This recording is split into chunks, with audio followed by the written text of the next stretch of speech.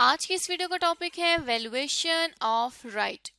इस वीडियो में हम वैल्यूएशन ऑफ राइट पर एक प्रॉब्लम को सॉल्व करेंगे।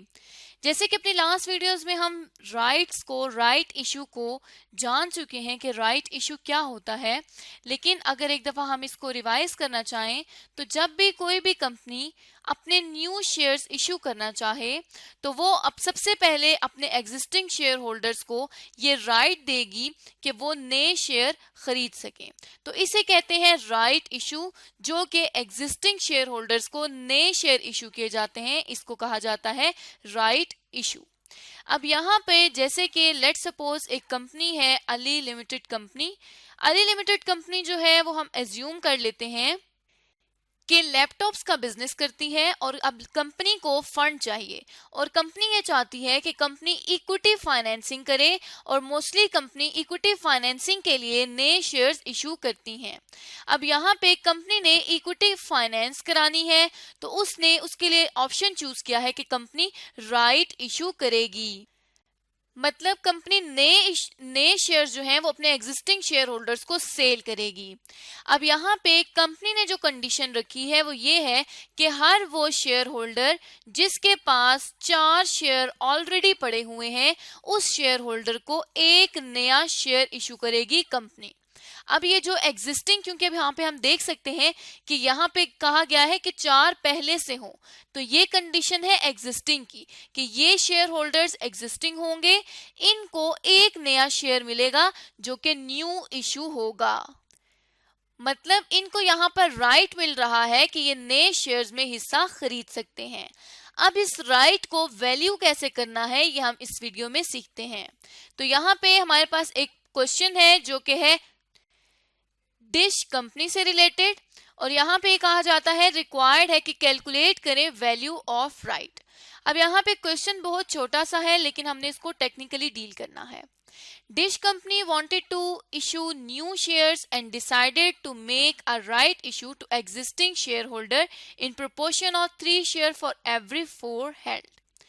डिश कंपनी चाहती है कि वो नए शेयर इशू करे और वो राइट इशू करे, मतलब वो अपने एग्जिस्टिंग शेयर होल्डर्स को नए शेयर इशू करे। और किस प्रोपोर्शन में कि 3 शेयर वो देगी, जिस शेयर होल्डर के पास 4 शेयर होंगे उस 4 पर वो 3 शेयर नए इशू करेगी।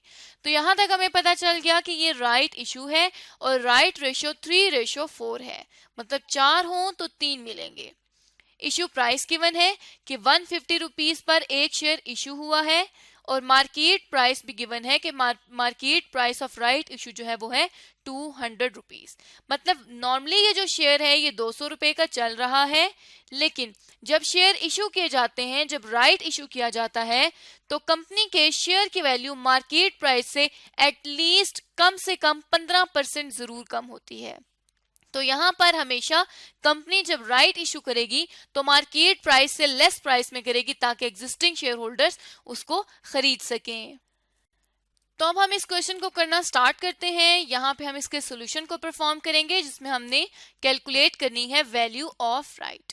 वैल्यू ऑफ राइट क्या होती है कि यहाँ पर जो 4 शेयर के बदले 3 शेयर दिए जाएंगे और क्योंकि 3 शेयर कम वैल्यू में दिए जाएंगे तो इसके राइट की वैल्यू क्या है, मतलब 4 शेयर ऑलरेडी होने की इस शेयर होल्डर को क्या वैल्यू मिलेगी वो हम यहाँ पर देखते हैं।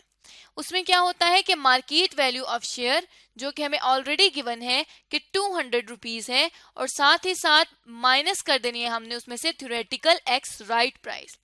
थ्योरेटिकल एक्स राइट प्राइस क्या होती है कि इन थ्योरी कंपनी के राइट की ये प्राइस होनी चाहिए, मतलब कि x right price right issue करने के बाद कंपनी की ये वैल्यू होनी चाहिए, लेकिन अगर मार्केट वैल्यू ज्यादा है थ्योरेटिकल एक्स राइट प्राइस से तो इसका मतलब है कि जो कंपनी के शेयर होल्डर ने शेयर परचेज किया है उसकी कुछ ना कुछ वैल्यू है। अब यहाँ पर हमें ये तो पता चल गया कि वैल्यू ऑफ राइट किस तरह से कैलकुलेट की जाती है, लेकिन वैल्यू ऑफ राइट के लिए एक और बात की है थ्योरेटिकल एक्स राइट प्राइस की। तो जैसे कि थ्योरेटिकल एक्स राइट प्राइस को हम ऑलरेडी अपनी पुरानी वीडियोस में डिस्कस कर चुके हैं, तो थ्योरेटिकल एक्स राइट प्राइस हमारे पास होती है total market value of shares, जितने नए या पुराने शेयर्स हैं उनकी जो मार्केट वैल्यू है, इसको हमने डिवाइड कर देना है टोटल नंबर ऑफ शेयर से, जो कि राइट इशू के बाद वैल्यू होगी उससे।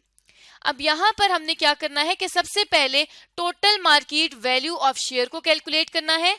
उसको हम यहाँ पे कैलकुलेट कर लेते हैं कि 200 हमारे पास शेयर्स आएंगे, 200 रुपीज है एक शेयर की मार्केट वैल्यू, और 4 जो एग्जिस्टिंग शेयर्स हैं वो, क्योंकि हम 4 क्यों यहाँ पर ले रहे हैं, क्योंकि 4 ऑलरेडी हेल्ड हैं, और जो ऑलरेडी शेयर्स होते हैं उनको हमेशा मार्केट प्राइस पर लिया जाता है। तो सबसे पहले तो यहाँ पे हमने टोटल मार्केट वैल्यू कैलकुलेट कर ली, जो कि आ गई 800 रुपीज।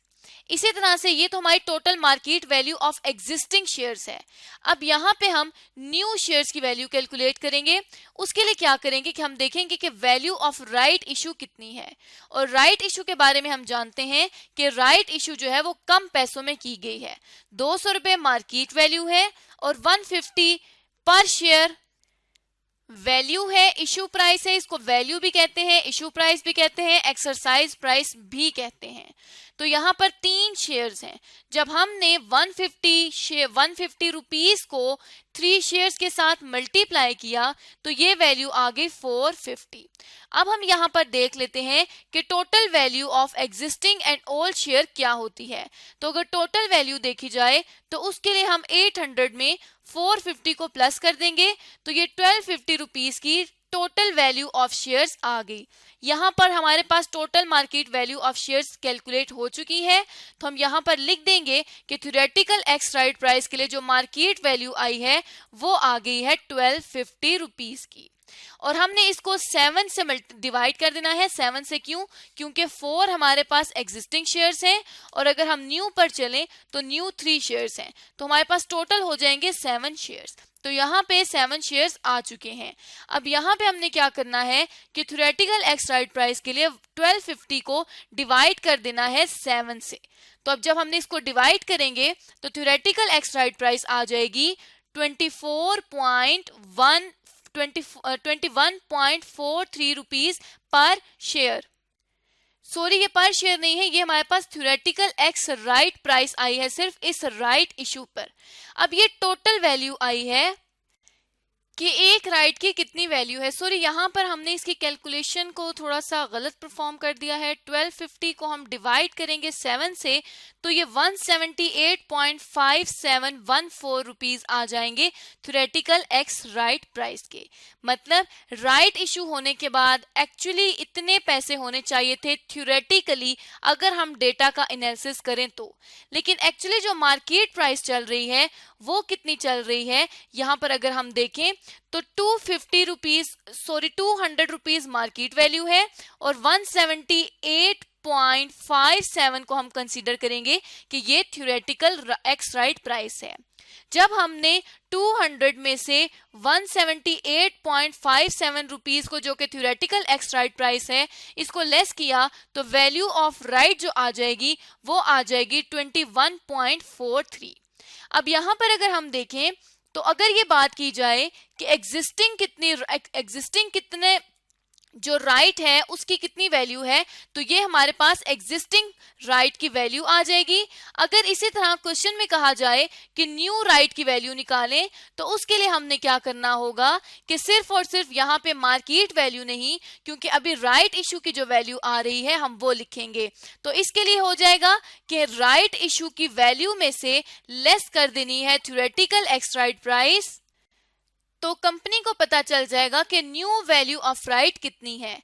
तो अगर राइट इशू की देखा जाए तो राइट इशू जो है वो 150 रुपीज है। सो यहाँ पे जो फॉर्मूला है वो कुछ इस तरह से होगा कि थ्योरेटिकल एक्स राइट प्राइस हमारे पास पहले आ जाएगी, उसमें से हम लेस करेंगे राइट इशू की वैल्यू। तो अगर हम देखें तो थ्योरेटिकल एक्स राइट प्राइस आती है 178.57 और 150 रुपीज राइट इशू की वैल्यू है।